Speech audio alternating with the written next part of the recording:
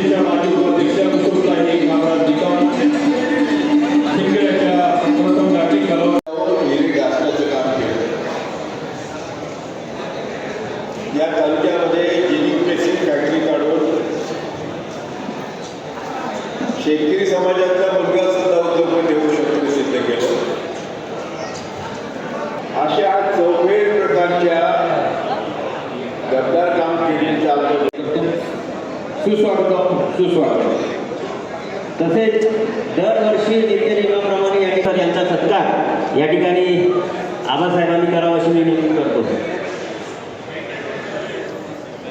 आणि अनेक परीक्षांचे पेपर फुटले, त्या सर्वांवर मात करून गोकुळ ज्ञानेश्वर पाटील शेवाडे यांनी नीट या परीक्षेमध्ये कॉटन असोसिएशन ऑफ इंडिया यांच्या वतीने आपण या ठिकाणी फॉर्मन ट्रॅप वाटत असतो आणि कॉटन असोसिएशनच्या सहकार्याने आमच्या परिसरामध्ये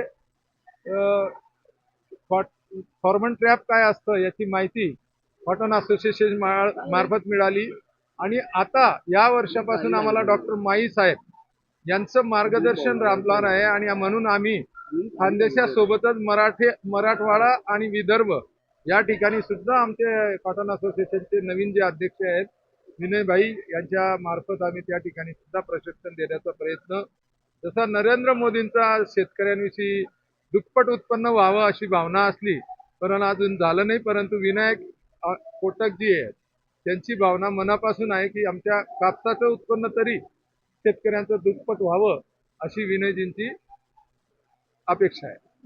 एसोसिएशन ऑफ इंडिया का अध्यक्ष हूँ और हमारी ये मनोकामना है कि महाराष्ट्र के जितने भी किसान हैं वो सबसे आगे आए, उसकी उत्पत्ति बढ़े, उसका उत्पादन बढ़े।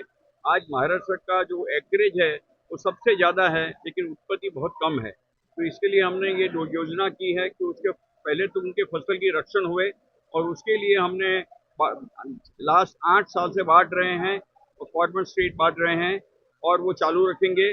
और उसमें हमारा सबसे बड़ा सहयोगी है भांबरे जी, उसने 8 साल से हमें काफ़ी सहयोग दिया है सीआई को और वो हम चालू रहेंगे।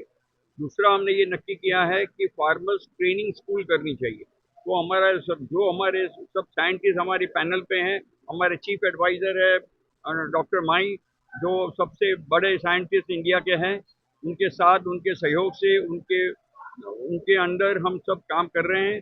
और हमारा ये मानना है कि सब जो फार्मर्स को ट्रेनिंग ठीक दी जाएगी और अगर अच्छे तरह से अगर जो फार्मिंग के प्रैक्टिसेस एग्री प्रैक्टिसेस करने जाएंगे तो उत्पादकता बहुत ही जल्द काफ़ी बढ़ जाएगी और सबके लिए वो बहुत ही अच्छा होगा। हमारा ये लक्ष्य है कि महाराष्ट्र के सब फार्मर्स बहुत ही समृद्ध हुए। Thank you.